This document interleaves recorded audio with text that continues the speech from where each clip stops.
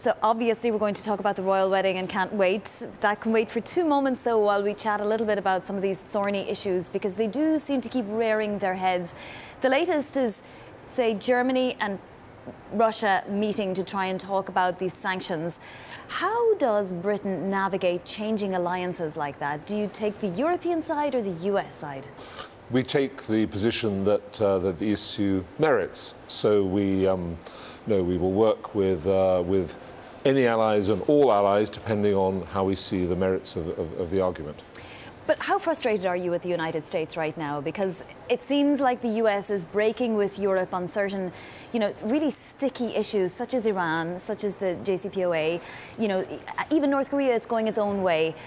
Is that frustrating for a Britain who really, has had an amazing relationship with the United States over the decades? And it's still and will remain an exceptionally strong relationship in which we can discuss openly and frankly the few issues on which we disagree. Actually, we very much support what the administration and the president are doing on North Korea.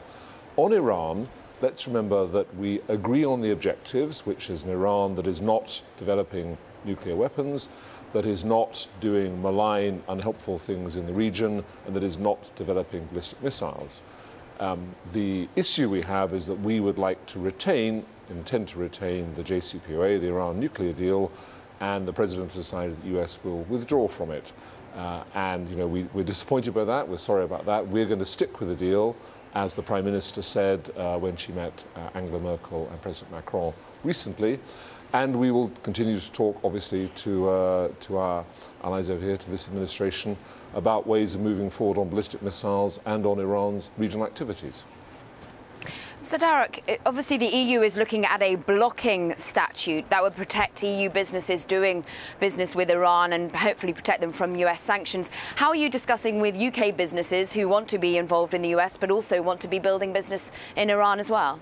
Well, it's still very early stages, and we don't know yet exactly what the US sanctions legislation will look like and what they intend to do in relation to third countries. So let's wait and see how that develops. We've been in this position on blocking measures before. We were back there in the 90s in relation to Iran and Cuba then. So there's nothing fantastically new about this. But look, we hope we can find a way forward with this administration that reflects our view of keeping the JCPOA, that allows us to work together on ballistic missiles issue and on Iran's malign regional activities as well. So early days yet. And when I shift gears to Brexit now, because it's omnipresent, and the EU President Donald Tusk saying that they're getting disorientating messages from the UK in terms of the future of the relationship post-Brexit, particularly to do with tariffs and the customs union. How do you discuss with businesses from the UK working in the United States, with US companies and institutions that you liaise with about these disorientating messages? Do you feel it's a difficult one to have to discuss with when you're doing business here? I really don't. What I say to businesses here is, first of all, that this was always going to be a complex negotiation, but we are 2/3 of the way through. We've agreed on the leaving arrangements, on, as it were, the leaving bill, and on ways of protecting British citizens staying in Europe and European citizens living in the UK. And we agreed recently at the last European Council arrangements on a transitional period which will give confidence and certainty to all businesses in the UK about another period of stability where they will be under the same arrangements as they are now until the end of 2020. We're now discussing the final status of the relationship between the UK and the EU in the future. We're going to publish a white paper next month on the options and the government's intentions on that. So that will be available for everyone to see. So I think we are going to be transparent and open about our intentions, about the options we face and how we intend to go forward. How difficult is it right now? Because, as you can tell from Caroline's line of questioning, Europe is a little bit resentful, perhaps, of Britain. We won't go into all the reasons. The US is also being a little bit difficult. Even the moving of the embassy is something that Britain doesn't particularly agree with. Britain is not moving its embassy, so there are sticking points. And Boris Johnson came over and didn't seem to have any sway with the US president. How difficult is it to navigate those diplomatic waters? There's always moments at any time in the bilateral relationship, whether it is Britain and Europe or Britain and America, there will always be one or two issues we disagree on. But the point of friendships and alliances and partnerships is you can discuss those frankly and openly and constructively and find a way forward. Actually, Boris Johnson had an exceptionally productive visit here.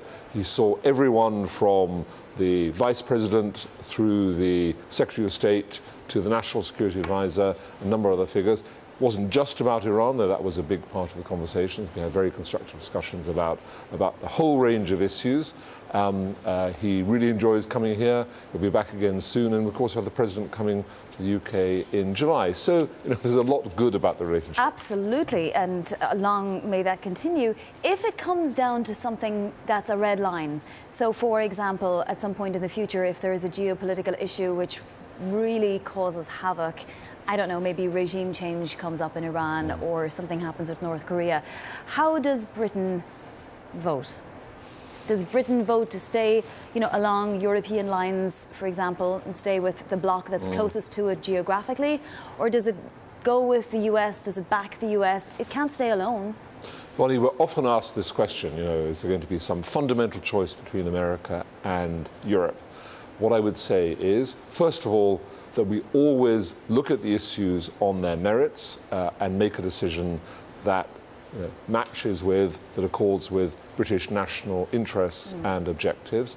And second, we're always looking for a way of bringing the US and Europe together, not making choices between the two of them. That's not just us. I mean, all Europeans try and find a way forward that links up with US objectives and interests and policy.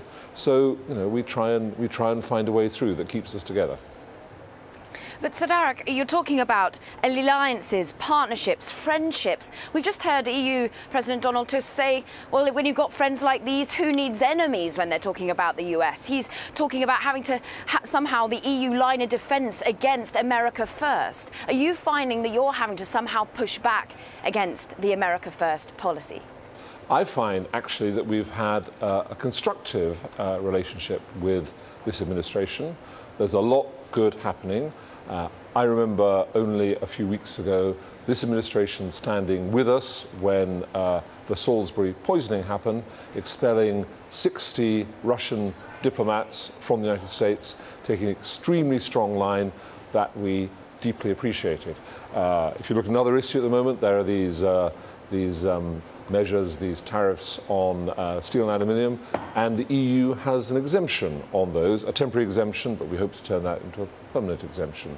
So I find the relationship actually very constructive. Of course, we discuss differences, but there's a lot good about UK-US relations. Well, now that you bring it up, let's talk about the royal wedding, because this is one area where I think everybody is celebrating, both sides of the Atlantic, and there really isn't too much furore. A lot of people will be out tomorrow watching it, and many of them descending on the British Embassy, which is hosting an open house with a state dinner set up and post boxes and all sorts. Talk to us about how this will bring you closer to the American public. The open house, actually, Vonnie, was last weekend, and we had 10,700 people through in 6 hours, a record, which was exhausting but great. This weekend, we're having a delayed watch party for 800 of the embassy's closest friends in Washington. So it's a different event, but it will be another celebration. But at the level of... Delayed because the vows will be exchanged shortly after 7 a.m. Exactly.